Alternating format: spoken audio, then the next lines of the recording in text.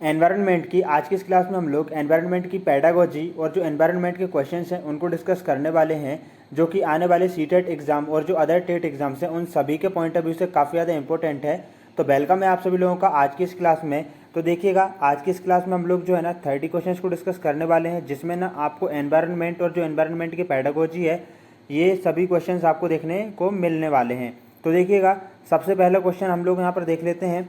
First question है, मूल्यांकन का मुख्य उद्देश्य क्या है? बताइएगा इसका आंसर क्या हो जाएगा। जो मूल्यांकन है उसका मुख्य उद्देश्य क्या है? क्या अनुशासन बनाए रखना मूल्यांकन का उद्देश्य है? केवल परीक्षा करवाना, केवल प्रश्न पत्र बनवाना, या फिर अधिगमकर्ता की उपलब्धि जानना एवं सुधार लाना? तो देखिएगा, हम यहाँ पर बात करेंगे केवल परीक्षा करवाना मूल्यांकन का उद्देश्य बिल्कुल भी नहीं हो सकता, ना ही सिर्फ अनुशासन बनाए रखना या फिर केवल प्रश्न पत्र बनवाना। जो मूल्यांकन का उद्देश्य वह क्या होगा? अधिगमकर्ता। अधिगमकर्ता का मतलब हम यहाँ पर कह सकते हैं सीखने, ठीक है ना, सीखने वाला वह बच्चा जो है ना, अधिगमकर्ता उसकी उपलब्धि जानना कि उसने जो है ना वह समस्या को किस प्रकार से सॉल्व किया है, और यदि कोई प्रॉब्लम आती है, ठीक है ना, उनको तो उसमें सुधार लाना जो है ना मूल्यांकन का उद्देश्य होता है। आंसर यहाँ पर ऑप्शन नंबर डी हो जाएगा।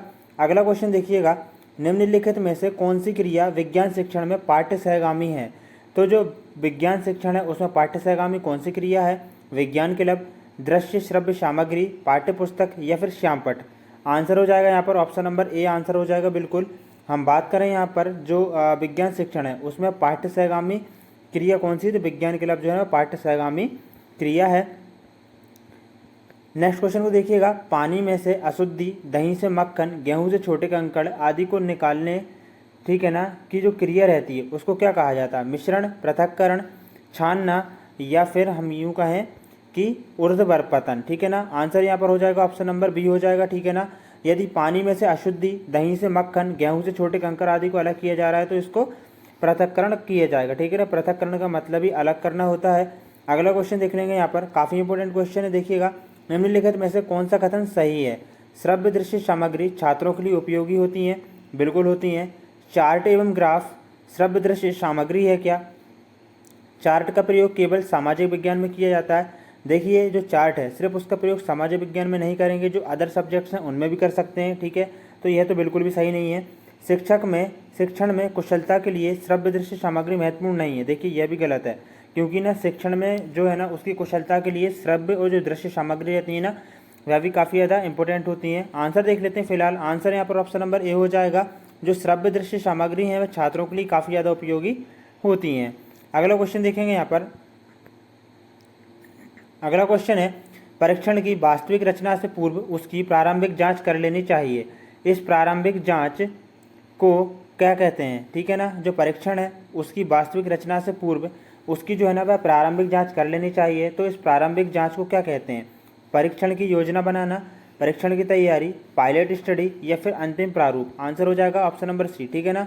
इसको पायलट स्टडी कहा जाता है। परीक्षण की वास्तविक रचना से पूर्व उसकी प्रारंभिक जांच कर लेनी चाहिए, ठीक है ना। इस प्रारंभिक जांच को है पायलट स्टडी कहा जाता है। अगला क्वेश्चन देख लेते हैं, निम्नलिखित में से कौन सा राज्य देश राजस्थान के जैसलमेर, बीकानेर तथा श्रीगंगानगर जिलों में से लगा हुआ है? ठीक है ना। तो वह कौन सा राज्य देश है जो कि राजस्थान के जैसलमेर हो गया, ठीक है, बीकानेर तथा श्रीगंगानगर जिलों से जो है ना वह लगा हुआ है? आंसर हो जाएगा यहाँ पर ऑप्शन नंबर, देखिएगा ऑप्शन नंबर डी हो जाएगा।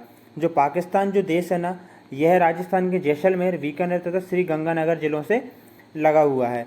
अगला क्वेश्चन देखेंगे, प्रथम कृत्रिम उपग्रह का क्या नाम था? हम बात करें यदि भारत के प्रथम कृत्रिम उपग्रह की, तो वह कौन सा था? भास्कर, आर्यभट्ट, रोहिणी, या फिर एडुसेट? आंसर हो जाएगा यहाँ पर, देखिए ऑप्शन नंबर बी हो जाएगा। जो प्रथम कृत्रिम उपग्रह था भारत का वह कौन सा था? वह आर्यभट्ट था। याद रखिएगा, विश्व पर्यावरण दिवस कब मनाया जाता है? विश्व पर्यावरण जो दिवस है ना वह 5 जून को मनाया जाता है। जलीय जंतुओं में श्वसन किस प्रकार से होता है? फेफड़ों के द्वारा, पुस्तक फुफ्फुस द्वारा, ठीक है ना, पुस्तक यहाँ पर काट दीजिएगा, फुफ्फुस द्वारा, वायुकोश द्वारा, या फिर गलफड़ों द्वारा? हम बात कर रहे हैं जो जलीय जीव जो जल में रहते हैं ना उनमें जो है वह श्वसन किस प्रकार से होता है? तो उनमें जो है ना वह गलफड़ों के द्वारा जो है ना वह श्वसन होता है, जो जलीय जीव रहते हैं। याद रखिएगा। राष्ट्रीय झंडे के बारे में निम्नलिखित कथनों का सावधानीपूर्वक अवलोकन कीजिए। देखिएगा, जो राष्ट्रीय झंडा है उसके बारे में ना जो कथन है अवलोकन कीजिएगा। सबसे ऊपर केसरिया रंग त्याग और बलिदान का प्रतीक होता है क्या? बीच में सफ़ेद रंग शांति का प्रतीक होता है। मध्य में चक्र शांति एवं खुशहाली का प्रतीक होता है। इसके बाद देखेंगे, नीचे हरा रंग शांति एवं खुशहाली का प्रतीक है। उपरोक्त कथनों के बारे में निम्न में से कौन से सत्य हैं, ठीक है, आपको बताना है। आपके पास ऑप्शन है, देखिए आंसर यहाँ पर ऑप्शन नंबर सी हो जाएगा। 1, 2, 4 सत्य हैं एवं 3 जो है ना वह गलत है, ठीक है ना। हम देख लेते हैं 1, 2 और 4 यहाँ पर सही है। सबसे पहले देखिए, सबसे ऊपरी केसरी रंग जो त्याग एवं बलिदान का प्रतीक है, बिल्कुल सही है। हमारे जो राष्ट्रीय तिरंगा झंडा है ना, उसके बारे में बिल्कुल सही है। बीच में जो सफ़ेद रंग है वह शांति का प्रतीक है, और जो नीचे हरा रंग है वह शांति एवं खुशहाली का प्रतीक है, तो यह भी सही है। लेकिन मध्य में जो चक्र है वह शांति एवं खुशहाली का प्रतीक नहीं है, ठीक है ना।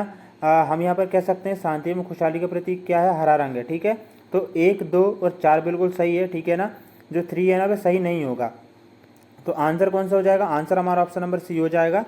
अगला क्वेश्चन देखेंगे, वातावरण के अनुरूप पौधों एवं जंतुओं में पाए जाने वाले शारीरिक लक्षणों को क्या कहते हैं। तो इनको जो है ना अनुकूलन कहा जाता है। वातावरण के अनुरूप, ठीक है, वातावरण है उसी के अनुरूप जो पौधे और जो जंतु रहते हैं उनमें पाए जाने वाले जो शारीरिक लक्षण रहते हैं कि वातावरण जैसे परिवर्तित होता है, ठीक है ना, उनका शारीरिक जो लक्षण रहते हैं वह भी परिवर्तित हो जाते हैं।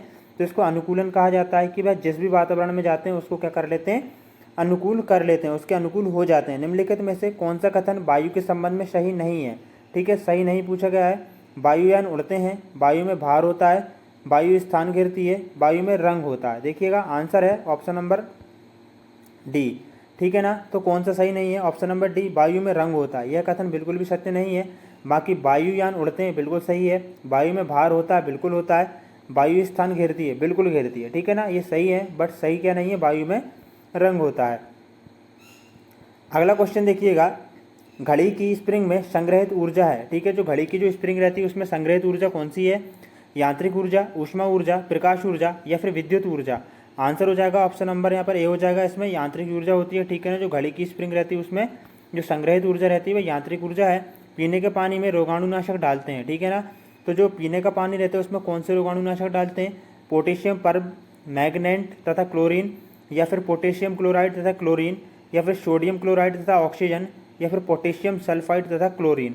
आंसर देख लेते हैं, आंसर ऑप्शन नंबर ए, ठीक है, पानी के, ठीक है ना। जो पानी है, जो पीने योग्य पानी है उसमें जो रोगाणुनाशक है वह कौन सा डालते हैं, पोटेशियम पर मैग्नेट तथा क्लोरीन को डाला जाता है। याद रखिएगा ये जो क्वेश्चन है ना आई थिंक पहले भी पूछा जा चुका है, जो किसी भी टेट एग्जाम है ना उसमें। अगला क्वेश्चन है, निम्नलिखित में से सावधानी से देखिए, उपरोक्त यातायात संकेत का क्या अर्थ है, ठीक है ना।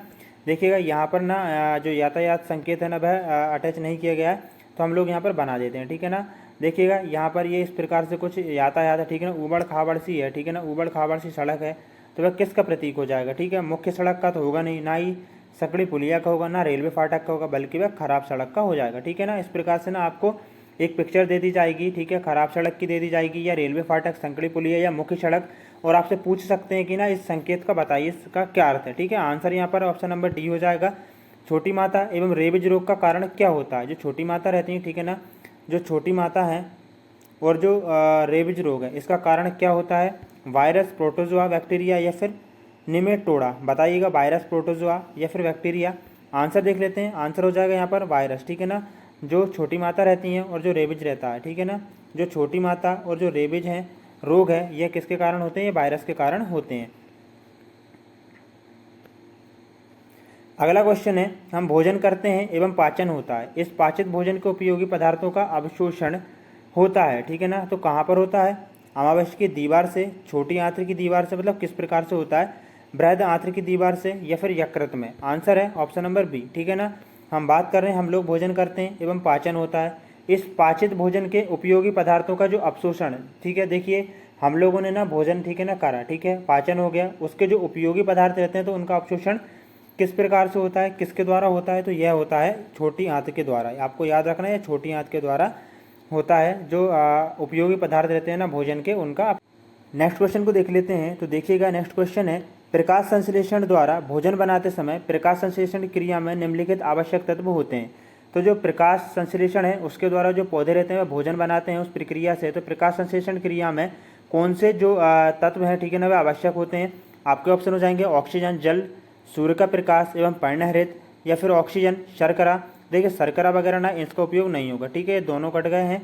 आंसर ऑप्शन नंबर सी हो जाएगा, कार्बन डाइऑक्साइड, जल, सूर्य का प्रकाश एवं पर्णहरित, ठीक है ना, ये आवश्यक तत्व होने चाहिए। आंसर यहाँ पर देखिएगा ऑप्शन नंबर सी लगा लीजिएगा, बिल्कुल राइट आंसर है। अगला क्वेश्चन देखेंगे, यहाँ पर देखिएगा आंसर कुछ भी हो, ठीक है ना, हमने जो आपको बताया ना करेक्ट कर लीजिए, सी बिल्कुल इसका करेक्ट आंसर हो जाएगा। मानव शरीर का सामान्य तापमान कितना होता है? मानव शरीर के सामान्य तापमान की हम बात करें तो जो है वह 370 डिग्री सेल्सियस होता है। अगला क्वेश्चन देखिएगा, उदयपुर तथा भीलवाड़ा जिले में मिलने वाले खनिज कौन कौन से हैं? तो देखिएगा ये जो क्वेश्चन है ना ये रीट के लिए भी काफ़ी ज़्यादा इंपॉर्टेंट है, तो ना जितने भी रीट वाले हैं ना इन क्वेश्चंस को काफ़ी अच्छे से ना नोट डाउन कर लेना। उदयपुर तथा भीलवाड़ा जिले में मिलने वाले खनिज कौन कौन से हैं? जस्ता, सीसा, चांदी एवं तांबा, जस्ता, जिप्सम, गार्नेट एवं सोना, सीसा, चांदी, टंगस्टन एवं तांबा, या फिर चांदी, रॉक, फास्फेट, टंगस्टन या फिर जिप्सम। आंसर है ऑप्शन नंबर ए, जो उदयपुर और तथा भीलवाड़ा हैं, ठीक है, ये जो ज़िले हैं राजस्थान के, यहाँ पर जस्ता, सीसा, चांदी एवं तांबा जो है ना यह खनिज मिलते हैं। आगे देखेंगे, राजस्थान में किस जिले में पेट्रोलियम निकाला जाता है? तो राजस्थान का जो बाड़मेर जिला है, ठीक है ना, यहाँ पर पेट्रोलियम निकाला जाता है। चंद्र ग्रहण कब होता है बताइएगा? जो चंद्र ग्रहण वह कब होता है? पृथ्वी, सूर्य एवं चंद्रमा के बीच होती है क्या तब चंद्र ग्रहण होता है? या फिर चंद्रमा पृथ्वी एवं सूर्य के बीच होता है तब क्या चंद्र ग्रहण होता है? या फिर सूर्य पृथ्वी एवं चंद्रमा के बीच होता है? या फिर पृथ्वी, सूर्य एवं चंद्रमा सीधे रेखा में होते हैं? देखिए आंसर हो जाएगा यहाँ पर ऑप्शन नंबर ए, ठीक है ना। क्या हो जाएगा? ऑप्शन नंबर यहाँ पर ए हो जाएगा। एक बार देख लेते हैं हम लोग, बिल्कुल ए हो जाएगा। जो पृथ्वी है वह सूर्य एवं चंद्रमा के बीच होती है तब क्या होता है? चंद्र ग्रहण होता है। आंसर ऑप्शन नंबर ए हो जाएगा। अगला क्वेश्चन देखिएगा, राष्ट्रीय पशु क्या है? ठीक है ना, हमारा राष्ट्रीय पशु है हमारा बाघ, ठीक है। और हम पक्षी की बात करें तो वो कौन सा है? मोर हो जाएगा। आगे देखेंगे, सूर्यनगरी नाम है, ठीक है, तो सूर्यनगरी किसका नाम है? तो जोधपुर का नाम क्या है? सूर्यनगरी है। देखिए रीट वालों के लिए काफ़ी इंपॉर्टेंट है ये क्वेश्चन। अगला क्वेश्चन है, मानव शरीर हड्डियों का ढांचा मात्र रह जाता है, इसका कारण है परिवार के लोगों के द्वारा नशा करना, ठीक है ना। जो नशा करते हैं ना उनका सिर्फ मानव जो शरीर है, ठीक है ना, वह सिर्फ हड्डियों का ढांचा रह जाता है। निम्नलिखित में से कौन सी सामग्री घर बनाने के काम में नहीं आती है? देखिए सीमेंट, लोहा, पत्थर, ये घर बनाने के काम में आते हैं, लेकिन स्कूटर घर बनाने के काम में नहीं आती है। आंसर ऑप्शन नंबर डी हो जाएगा। ऊन प्राप्त होती है, तो देखिएगा ऊन प्राप्त हमको किन किन जानवरों से होती है? देखिए बकरी से ऊन प्राप्त होती नहीं, ना हाथी से होती, ना शेर से होती। बचा ऑप्शन नंबर ए, ठीक है, आंसर ए हो जाएगा। भेड़ से होती है, ऊँट से होती है, याक के बालों से जो है ना वो ऊन प्राप्त होती है। आंसर यहाँ पर क्या हो जाएगा? आंसर हो जाएगा ऑप्शन नंबर ए, आंसर हो जाएगा। बंदर, शेर तथा चूहे के घर क्रमशः हैं, तो बताइएगा बंदर के घर कौन सा है? ठीक है, चूहे तथा शेर का जो घर है वह क्रमशः कौन कौन से हैं? देखिए बंदर का जो घर रहता है वह पेड़ पर रहता है, तो पेड़ यहाँ पर है। शेर कहाँ रहता है? गुफा में रहता है। चूहे बिल में रहते हैं। आंसर क्या हो जाएगा? ऑप्शन नंबर सी हो जाएगा। तो फ्रेंड्स आज की इस क्लास में हम लोगों ने 28 क्वेश्चंस को डिस्कस किया है। आपको 28 क्वेश्चंस में से कितने क्वेश्चन जो है ना वो सही हुए हैं कमेंट बॉक्स में बताएं। साथ ही में यदि अभी तक आप लोगों ने चैनल को सब्सक्राइब नहीं किया तो चैनल को सब्सक्राइब कर लें, लाइक करें, बेल आइकन को प्रेस कर कॉल के बटन पर सेट कर लें, जिससे कि जो नेक्स्ट क्लासेस हैं उनका नोटिफिकेशन आपको सबसे पहले मिल सके।